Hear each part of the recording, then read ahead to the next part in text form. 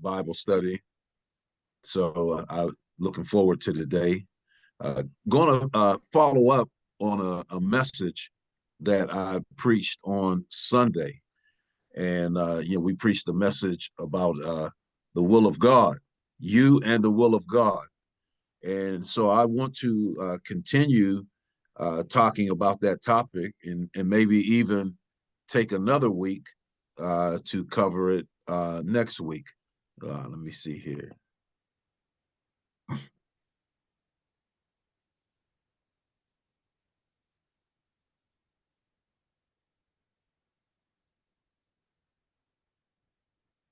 So I want to talk today about, what are some indicators that, if I can get this straight here.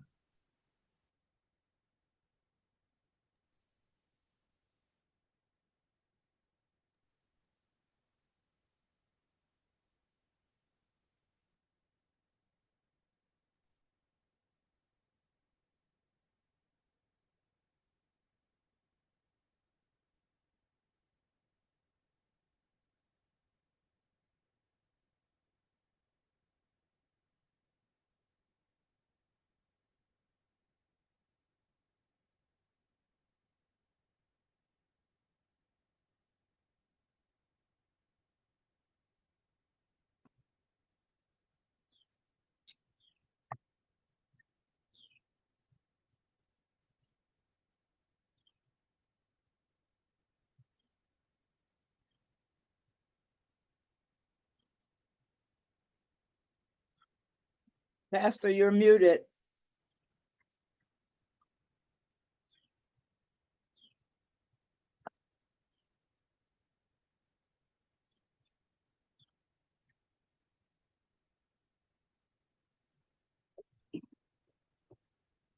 No. Okay, we good there? Something happened to the way. Well, let me see if I could pull my PowerPoint back up. Yeah, it's gone. All right, we'll see. That's what happens when you take a week off there. Okay. All right. So you can see that now? Yes, but actually the picture is higher than the.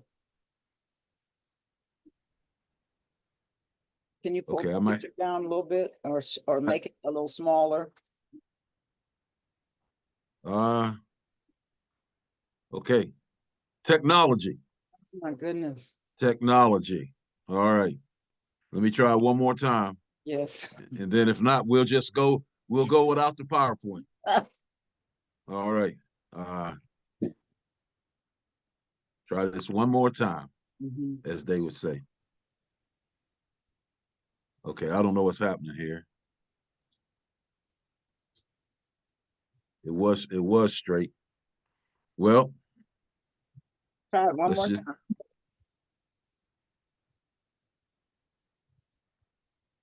Okay.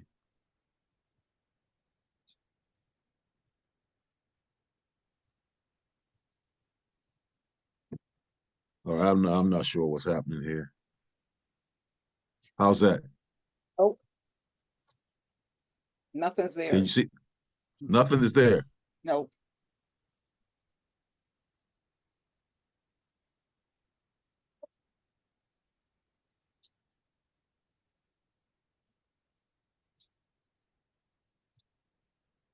How about now? No. Oh, you might have to hit the share the screen again.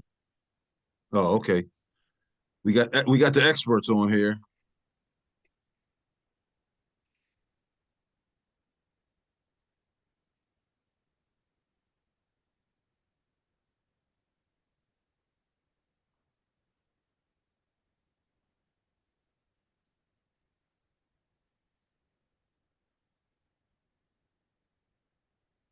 Okay. I don't think that this is going to happen today. Oh, yes. Okay, it's not not letting me share. Well, All right. Well, go to teaching. there you go. There you go.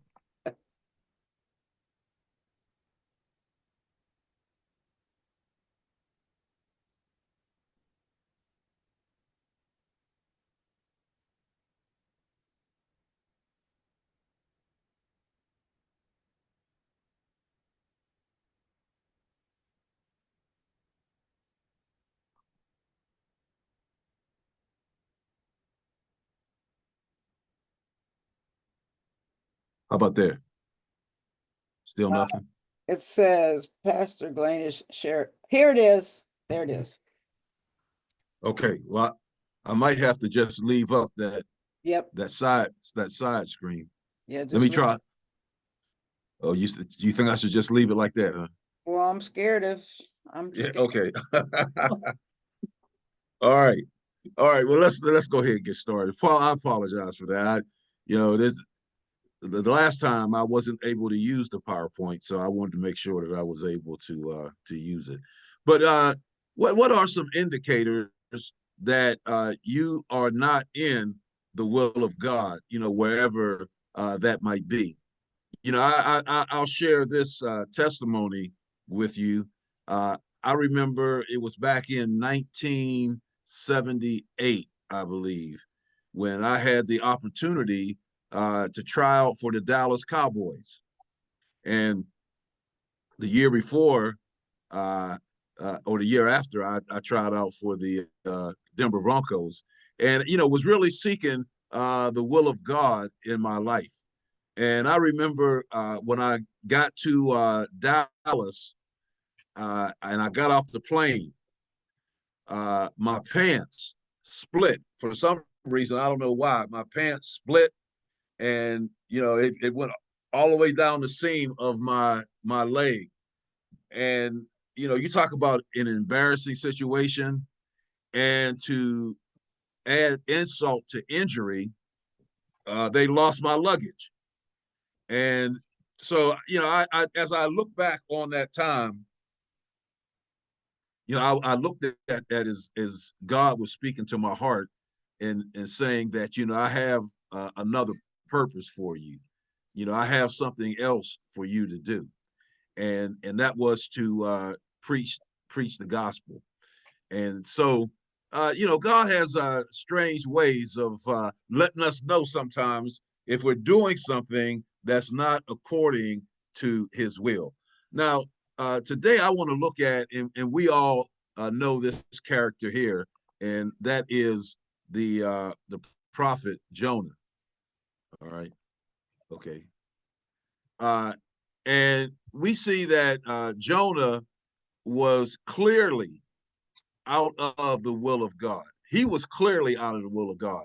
And all of us, we might think that we're at a point, well, do I really need to be concerned about the will of God? I think all of us, need to be concerned. If you remember, those of you who were here on Sunday, if you remember back to the one slide I put up, there were 3 areas that we talked about.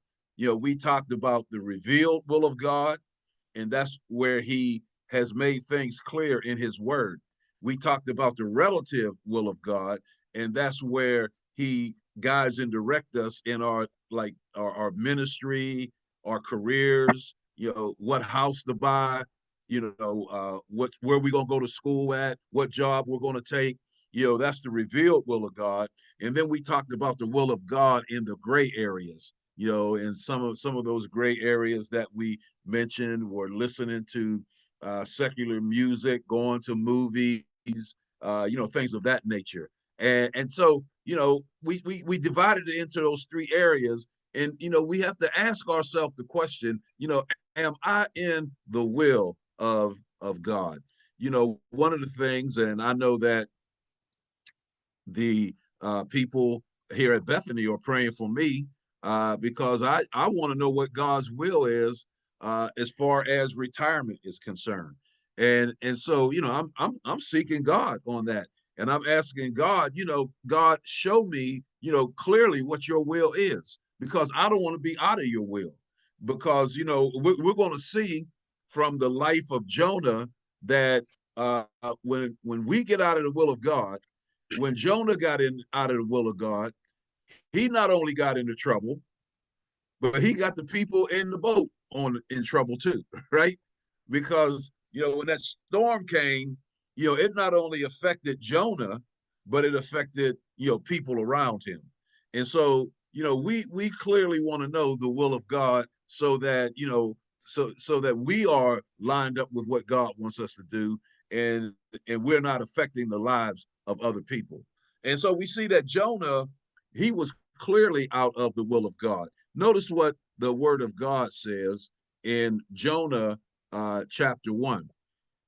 It says, the word of the Lord came to Jonah, son of Amittai.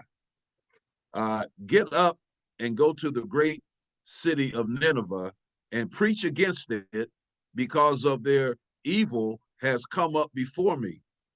Jonah got up to flee to Tarshish from the Lord's presence. He went down to Joppa, and he found a ship going to Tarshish. And so we see here, if you look at the little diagram I got, you know, God told Jonah to go to Nineveh, and that was God's will for Jonah. But Jonah, the Bible says that he went to Tarshish. He went in the exact opposite direction that God told him to go.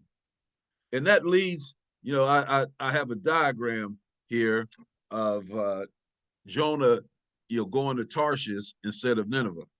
So if you look at where he was at when he got on the boat, he was in Joppa. So you can see that on your screen right there. He was in Joppa, but he got on a boat going in the exact opposite direction to Tarshish. And notice this, that from Joppa to Nineveh was 550 miles, and from Joppa to Tarshish was 2,500 miles. So he was, it took him a lot of energy and a lot of effort to go out of the way of following the will of God for his life. And so, you know, we need to realize that whenever, you know, we run from God, and we run in the opposite direction of what he wants us to do, then it's a long journey. Let me say this. It's a long, lonely journey. Now, some people have said that Jonah had legitimate reasons for not wanting to go to Joppa. And here are some suggested reasons. Let me move this little screen out of the way. That Jonah did not want to go to Nineveh. One, as you can see, it was a rough trip across the desert.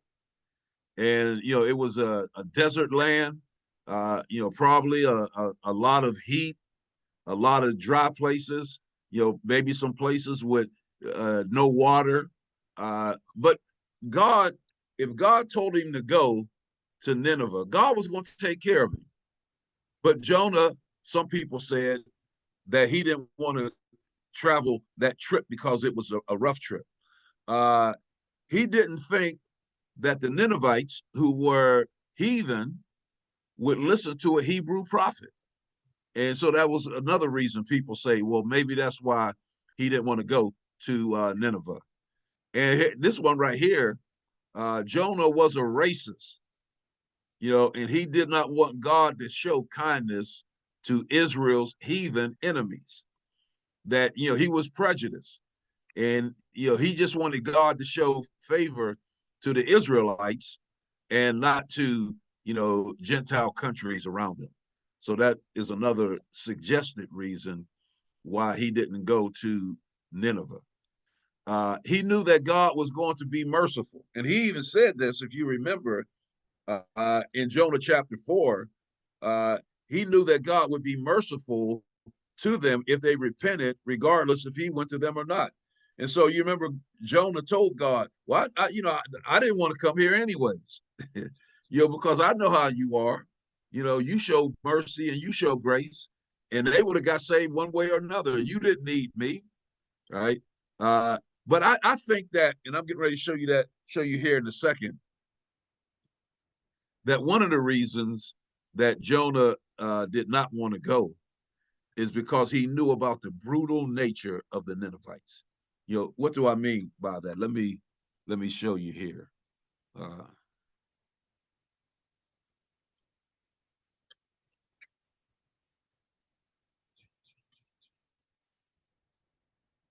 All right.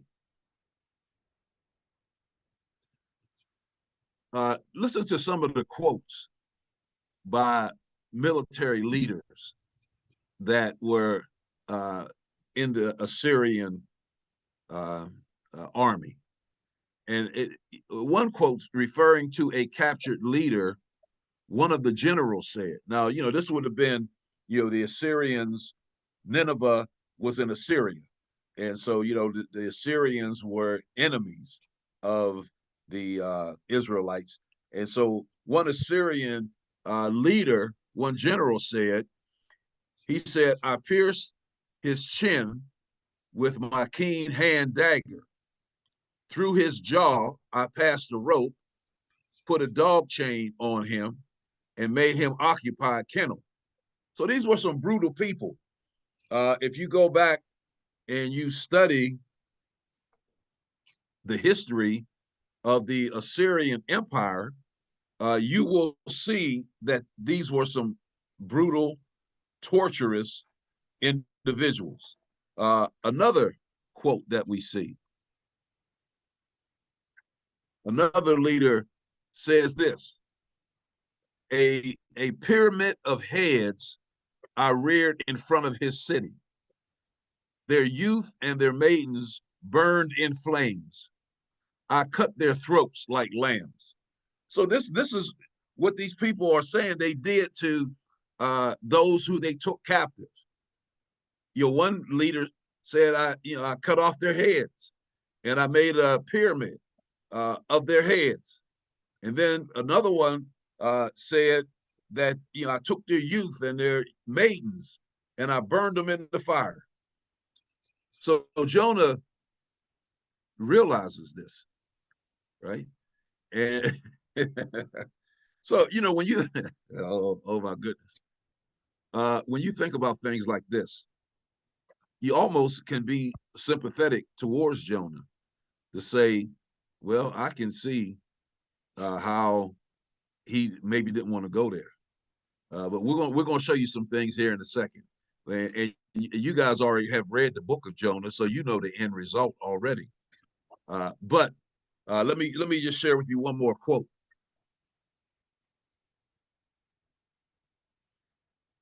Writing of one of his conquests, another leader said, the heads of their warriors I cut off, and I formed them into a pillar over against their city.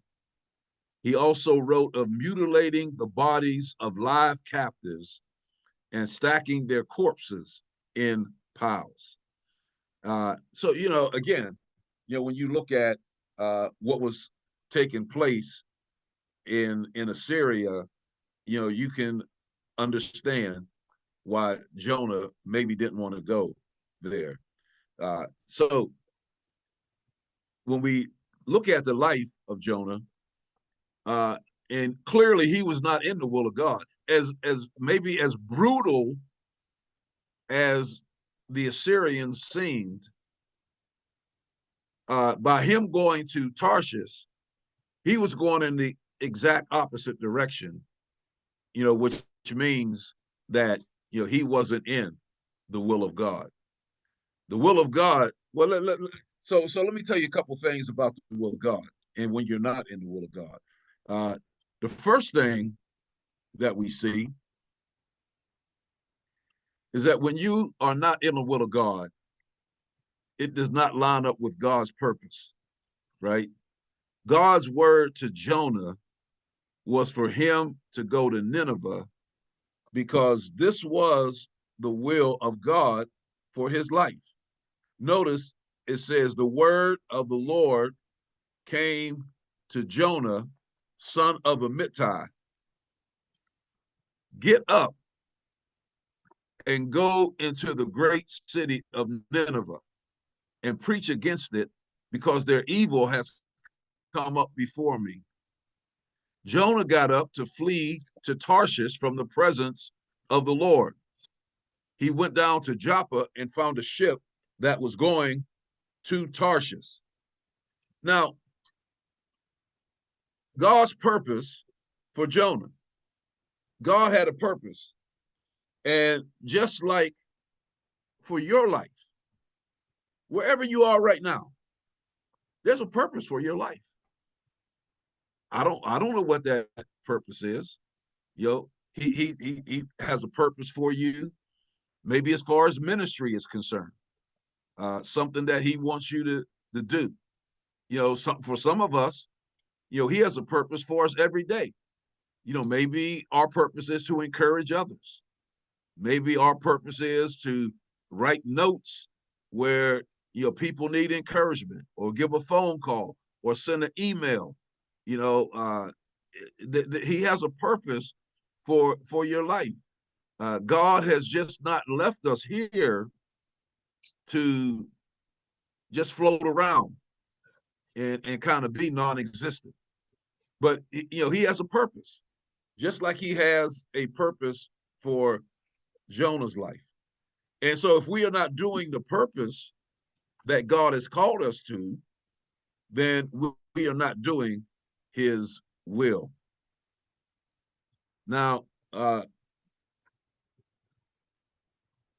sad thing, and I'm going to talk about this a little bit more, is that sometimes to get our attention, God has to send a storm. Wow. Sometimes to get our attention, God has to send a storm. And so I'll say a little bit more about that in a second. A couple things that we need to realize, that we can not find God's purpose in Tarshish. Oh, man. This brother was running. I don't want to mess with my PowerPoint here. It's working to some degree, so I don't want to throw it off. But I was going to go back and show us again how that he was headed in the exact opposite direction of God's purpose, right? You're not going to find your purpose in Tarshish. You are not going to find your purpose running from the will of God. See, Tarshish represents three things. Tarshish represents defiance to the will of God. What was Jonah saying? Jonah was saying, I don't care what your will is, God. This is, if you remember back to Sunday, those of you who were here for the message, if you remember back, I had a slide up that says there's one or two kinds of people. Those who say, thy will be done, and those who say, my will be done. Which one are you? Are you submitted to the will of God for your life? Tarshish represents defiance to the will of God. Secondly, Tarshish represents deviation from the will of God. This brother was going, he was willing to go in the exact opposite direction to get away from God's will. And then Tarshish represents distance from the will of God. Notice, he was trying to put as much distance as he could between where he was going and where God told him to go. There was a lot of distance there. So you cannot find your purpose in Tarshish.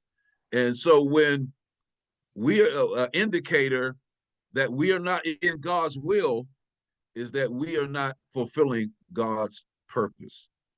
You know, I look at, and again, you know, I'm praying for God's purpose. You know, as many of you know, I just turned 70 years old, and, you know, most of the people I know that are younger than me have already retired, right? I got two brothers that are younger than me, and both of them are retired. And so I'm praying because I want to be in the will of God when I retire. But know this, people of God, know this, that whenever you hear that Pastor Glaze has retired, you can believe this, that I still feel that God has a purpose for me, that there is still something that God wants me to do. And I want to know what his purpose is. And as I think of, you know, things that, you know, I got a couple books coming out this year. I got a book coming out, and I'm going to send this book to when it comes out. It should be out next week. But all the people who have had birthdays this year, I'm going to send this book to them, and it's called "The Prints That You Leave Behind." You know, we're talking about footprints, fingerprints, and blueprints. I got another book coming out at the end of the year called Overcoming the Lion in the Streets. And it's dealing with excuses, the excuses that we make for not living up to our God-given purposes. And so that's going to come out, you know, probably around Thanksgiving, Christmas time. So, you know, when I'm not pastoring, you know, I think one of my purposes is going to be continue to write. When I'm not pastoring anymore, one of the purposes that I have is going to be continuing to speak. You know, I get opportunities to speak all the time, and some of them I turn down because, you know, I could spend most of my time, you know, speaking somewhere else. But I know that, you know, right now, you know, it's God's will for me to, you know, be the pastor of Bethany and pastor Bethany. But I know that, you know, once I'm no longer the pastor, that I truly believe that God has a purpose for my life, and that purpose is God's will. So one indicator that you are not in the will of God is that you are not fulfilling the purposes of God. And again, you know, I say this, it really doesn't matter how old you are. Look at Caleb. You know, God had a purpose for Caleb. Look at Moses. God had a purpose for Moses, and so, you know, there's a purpose. You know, even if it's, you know, maybe your purpose might just be to pray. You know, maybe God has you here to pray for other people, to pray for leaders, to pray for the church. You know, maybe that's your purpose. But all of us have a purpose, a God-given purpose. And that God-given purpose is God's will. And so when we don't do it and we flee to Tarshish, that represents defiance against God, deviation from the will of God, and distance from the will of God.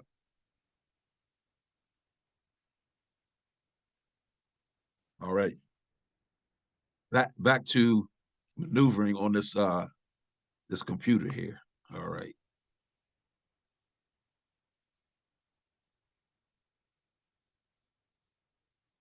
Oh man. Oh man. This is a good one here. This is a good one. How do you know you're not in the will of God?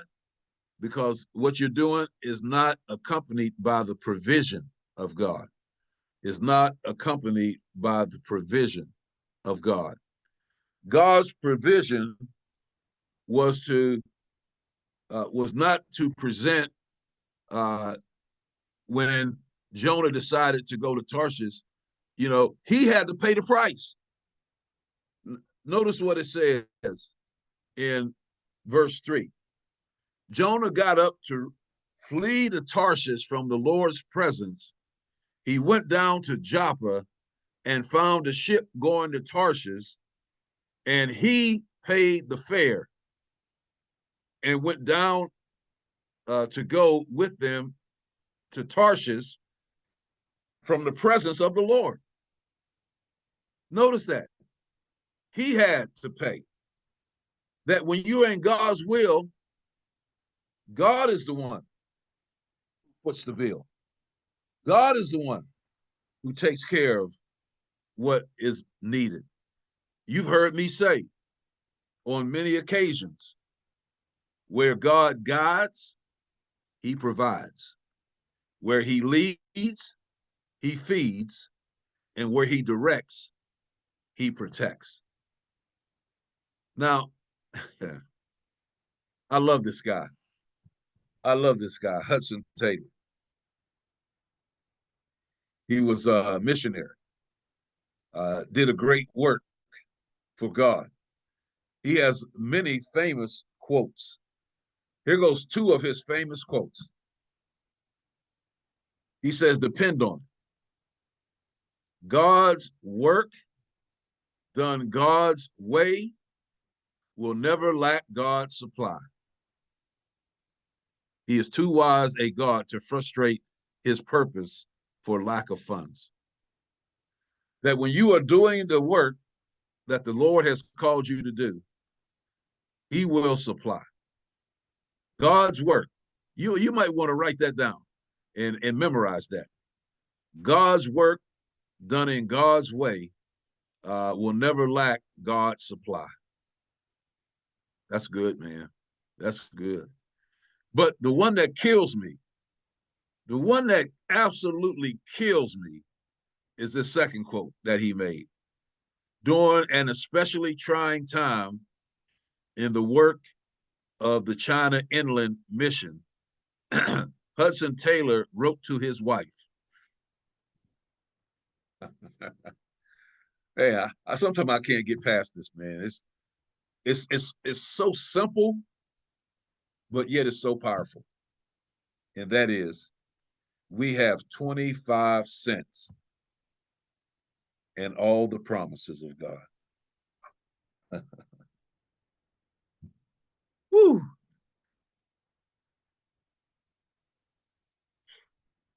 We have 25 cents and all the promises of God. See, when you're in the will of God, God will take care of the bill. Notice Jonah. Jonah, he had to pay the fare. He had to come out of his own pocket. I look at, I've been the pastor of Bethany for 35 years. And I'm sure it was like this before I got here. I can only speak of what I know. And I know for 35 years, over the years, we have increased our budget as a church. And at the end of every one of those 35 years, we never came out on the negative side. We always came out on the positive side because we were trying to do God's work. And when you do God's work, God will take care of the bill. I'm a firm believer. That's why I'm so big in missions, because I believe that because we are involved in missions, that God takes care of everything else that we need. Saints, last year, well, actually this year and last year, we got $150,000 for debt reduction to pay off debt. God's work done God's way will never lack God's supply. God will take care of when you're in his will and you're doing what he wants you to do. That when I went to seminary and I was being trained to be a teacher and a pastor, I kept a journal of all the miracles that God did. And one day I'm gonna share it in a sermon, but to show you how, man, God just supplied every step of the way. And at the time, I had one child, and while I was in seminary, we had three more kids, and God supplied. I remember we would get bills because my wife, she would go to the hospital and give birth, and there would be doctor's bills and hospital bills, and we had started paying on this one bill, and I think I might have paid a month or two on the bill. I was giving them what I could, and then all of a sudden I didn't get any more bills, and I called the hospital to find out what was going on, and they said your bill has been taken care of. Woo! God's work done God's way will never lack God's supply. When you are doing God's will, he foots the bill. Jonah was running from God. And like I said, he had to come out of his pocket in order to pay the bill. Let me move on here. Let me move on here. Oh, when you're running from God, and indicator that you're not in God's will is that it lacks God's peace. That you don't have the peace of God when you're running from God. Notice what it says here. But the Lord threw a great wind onto the sea, and such a great storm arose on the sea that the ship threatened to break apart. Jonah was not in the will of God. Therefore, he did not have the peace of God. Even though woo, he was in the boat sleeping.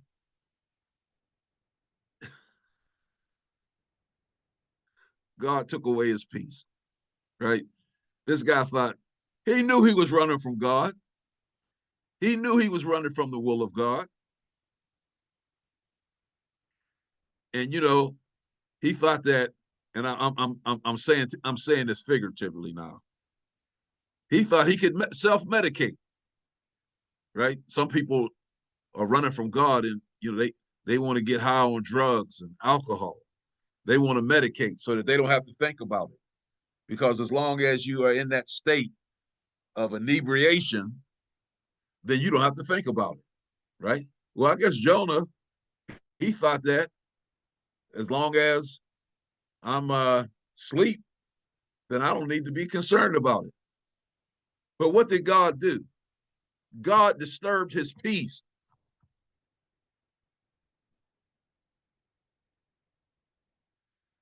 Whew. God disturbed his peace. I remember hearing the testimony about a man who God had called to preach. And he was running from God's call. And the man went on to share his testimony that he was in a car accident, and his car, I believe it was turned on its side, or I'm not sure exactly what happened. But he said that when he was in the car in that accident and his car was flipped, that he lifted up his hands and said, okay, Lord, I'll submit to your call. I'll submit to your will. See, sometimes God has to do something in our lives to get our attention, right? Jonah was fine just sailing in the opposite direction. He was fine with that. And he tried to put it out of his mind. But God got a way. God got a way of letting us know whether or not we are doing what he wants us to do. And one of the ways that he does it is that if it's something that he don't want us to do, he'll take away our peace, right? He'll take away our peace. You know, I was sharing, and I wish I could have had more time to get into it on Sunday morning when I said this, and then I said it, and then I ended my sermon. But, you know, we talk about, you know, what's God's will in the gray areas, right? You know, what's God's will for me listening to, if I'm not supposed to be listening to secular music, God is not going to give me a peace about it, right? Which I didn't. He didn't give me a peace about it when I first got saved. I didn't have God's peace. But then later on, he gave me the peace. I was sharing with the church on Sunday morning that my wife and I have a peace, and we believe it's God's will for our life, that we don't co-sign for our kids. You know, that was a conviction that he gave us a long time ago. And so my kids have asked over the years, and every time we told them no, right? So they're to the point now where we're not even gonna ask mom and dad because we already know what they're gonna say, right? But that, you know, we got a peace about that. You know, God has given us a peace that's not what we're supposed to do. Now, God has blessed me because with two of my kids, you know, I didn't have to co-sign when they wanted a car. You know, I was able to, for two of them, go buy a car. I bought a car for them. So that, you know, we didn't need to co-sign. And my others, you know, if financially, if I'm able to give to them, then we give to help them. But again, our peace is not to co-sign. And then, you know, I'll say this, saints. I'll even say this, that over the years, over my 35 years here at Bethany Baptist Church, I've had members that have asked me to co-sign for them. And I tell them right away, I can't do that, right? Because if I did that, it would disrupt that peace that's in my life. And so, you know, again, you seek God's will, and you know, when you know what God's will is, you do his will, and he gives you a peace about it. But if you're not doing his will, he's going to take away that peace. Just like he took away Jonah's peace on that boat. The man was asleep. He was asleep in the boat. And then God took away his peace. They told him, rise, sleeper. Call on your God. All right. Let me.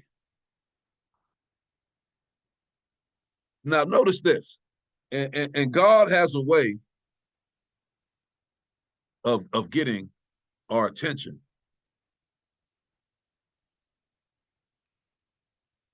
Notice what it says in verse 4. But the Lord sent out a great wind into the sea, and there was a mighty tempest in the sea, so that the ship was in danger of being broken. This word sent, or actually is the Hebrew word tul, T-U-L, which means that he hurled a storm. Now watch this. Watch this. The Lord handcrafted a storm and hurled it toward the boat that Jonah was on. It was so powerful that it put the ship in danger of being broken. These sailors had probably seen many storms in their travels, but no storm like this. It is evident because the mariners, they were afraid. They had never seen a storm like this. And again, that word where it says that he sent or he threw, it means that God handcrafted this storm. And God held this storm in his hand. And he saw the boat that Jonah was on. And he threw the storm directly at the boat. So much that the boat was in danger of being broken. You see, God got a way of getting our attention. He has a way of getting our attention. And if we are not in his will, he's going to get, there are ways that he will get our attention. But you know, the sad thing is that sometimes people continue to ignore the will of God. Even when God sends a hard message or God allows a tragedy to come into their life, they don't seek, okay, Lord, Lord, what are you trying to say to me, God? Right? What are you trying to say to me?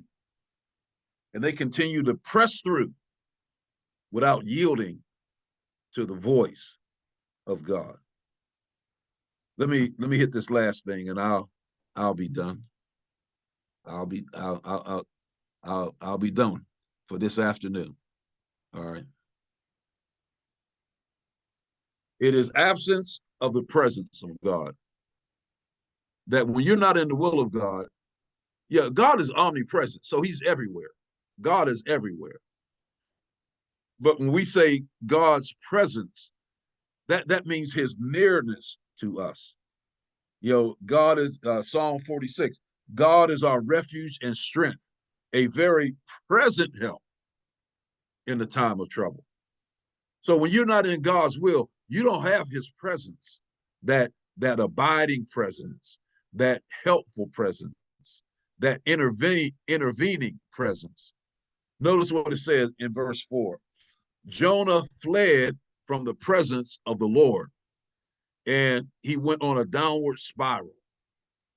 See, when you flee from God, not only are you running from God, but now you're starting on a downward spiral, right?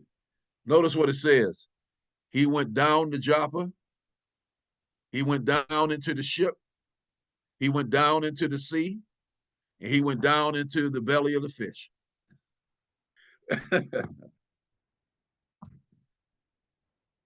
When you run from God, man, there's only one direction, and that's to go down. When you run from his will, there's only one direction, and that's down. And so let us keep this in mind, that there are definite indicators when we are not in the will of God. Now, sometimes things come into our life, and it's not necessarily God trying to get our attention because we're not in his will. So, we have to be discerning sometimes and realize that maybe God is not speaking to me about being out of his will, but maybe God is working something else out in my life. But a lot of times, people, when they run from God, these are some of the things that happen. They lack his provision, they lack his presence, they lack his power. So when we think about what it is that's happening in our lives, sometimes we have to take into consideration, am I running from the will of God? So let me stop there. Let's see if we have any questions. I know that we're not going to have any questions because all of y'all are in the will of God. Yeah. So, Pastor, I do have a question. Yes, I heard ma'am. another preacher say the reason that Jonah